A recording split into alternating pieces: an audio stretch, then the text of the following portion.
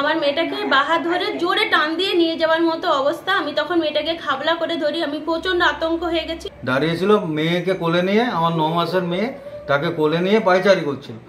একটি বাইক এসে প্রথমে আমার মেয়েকে হাত ধরে টানে, দেখছি একটা মোটর বাইক এসে বহ করে বেরিয়ে চলে গেল, আর পায়েল তারপরে চিৎকার করে উঠেছে। চন্দ্রকোনার ক্ষীরপাই পৌরসভার 2 নম্বর ওয়ার্ডের রায়পাড়ার সামনে বাড়ির সংলগ্ন পৌর রাস্তায় পাইচারি করছিল পায়েল কুণ্ডু। হঠাৎ করে একটি মোটর বাইকে দুজন পেছন থেকে বাচ্চাটিকে ছিনিয়ে নেওয়ার চেষ্টা করে বলে অভিযোগ, এবং বাচ্চাটিকে ছিনিয়ে নিতে না পারায় তারা তখন মোবাইলটিকে ছিনিয়ে নিয়ে চম্পট দেয়। পায়েল কুণ্ডু চিৎকার করলে পরে এলাকার মানুষজন বেরিয়ে আসে। ততক্ষণে ছিনতাইবাজ দুজন তারা তখন চম্পট দেয়। অভিযোগ, কুণ্ডু পরিবারের লোকজন ক্ষীরপাই পুলিশ ফাঁড়িতে গিয়ে অভিযোগ জানাতে গেলে ফাঁড়ির ডিউটি যে অফিসার ছিলেন তিনি পরামর্শ দেন যে এটি ছিনতাই লেখা যাবে না, এটি মোবাইল হারিয়ে গেছে বলে অভিযোগ করতে হবে। এই ঘটনায় ক্ষুব্ধ কুণ্ডু পরিবার সহ এলাকাবাসী, ঘটনায় আতঙ্কিত এলাকাবাসী। বাচ্চাটির বয়স কত? বাচ্চাটির বয়স 9 মাস। আর তার মা গৃহবধূর মোটামুটি বয়স? গৃহবধূর বয়স ওই 25-26 হবে।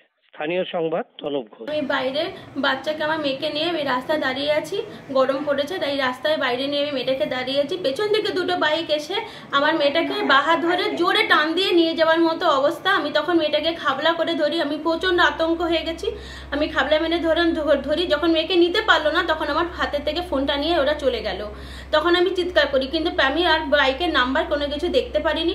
শুধু মনে হয়েছে পেছন থেকে দুটো ছেলে ছিল, পেছনে কালো কালার শার্ট পরা ছেলেটাই আমার ফোনটা নিয়ে চলে গেছে। আমার মেয়েকে কিডন্যাপ করে নিয়ে যাচ্ছিল। আমি মেয়েকে জোর করে ধরে রেখেছি, মেয়ে ড্রেনের মধ্যে পড়ে যাচ্ছিল, তাকে খাবলা মেরে আমি ধরে রেখেছি। শুধু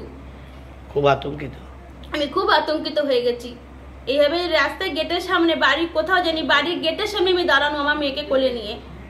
আপনার নাম? আমার নাম পায়েল সাহা কুণ্ডু। ঘটেছে আমার ওয়াইফ পায়েল সাহা কুণ্ডু আমার বাড়ির বাইরেই দাঁড়িয়েছিল, এরকম নয় যে একদম দূরে, রাস্তাতে দাঁড়িয়েছিল। মেয়েকে কোলে নিয়ে, আমার 9 মাসের মেয়ে, তাকে কোলে নিয়ে পায়চারি করছিল। একটি বাইক এসে প্রথমে আমার মেয়েকে হাত ধরে টানে, যেন মনে হচ্ছিল মেয়েকেই টেনে নিয়ে চলে যায়। মেয়েকে টেনে না নিতে পারাতে ও রাত থেকে মোবাইলটি নিয়ে চলে যায়। আমি আমার দোকানে ছিলাম, আমাকে ফোন করাতে আমি সাথে সাথে বেরিয়ে আসি, এবং আমি খবর পাই লোকালে যে একটি বাইক জোর করে বেরিয়ে গেছে হাল্লার দিঘির দিকে। সেই অবস্থায় আমি একটু হাল্লার দিঘিটা ঘুরে আমার ওয়াইফকে নিয়ে ফাঁড়িতে গেছিলাম। ফাঁড়িতে এই কারণেই গেছিলাম যে ক্ষীরপাই 2 নম্বর ওয়ার্ডে, ক্ষীরপাইয়ের ভেতরের এরিয়া, এরকম নয় যে আমাদের ক্ষীরপাইয়ের মেন রোড, সেখান থেকে প্রচুর যানবাহন লোক যাতায়াত করছে, ছিনতাই হয়ে গেছে তা কিন্তু নয়, একদম ঘরের সামনে থেকে ছিনতাই হয়েছে।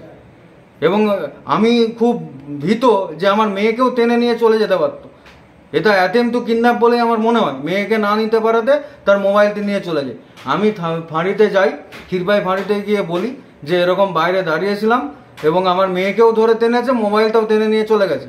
ফাঁড়ির যিনি ছিলেন, আমি নাম বলতে এই মুহূর্তে মনে নেই, উনি বললেন এরকমভাবে ডায়েরি নেওয়া যাবে না, সিমটা আগে বন্ধ করতে হবে, বড় বিপদ এড়ানোর জন্য আপনি লিখবেন হারিয়ে গেছে ডায়েরিতে, আপনি আপনার মোবাইলটা হারিয়ে ফেলেছেন সেইটি লিখবেন, তবেই ডায়েরিটা আমরা নেব, ছিনতাইয়ের কথা বলবেন না। আপনারা তাহলে অভিযোগ করেননি?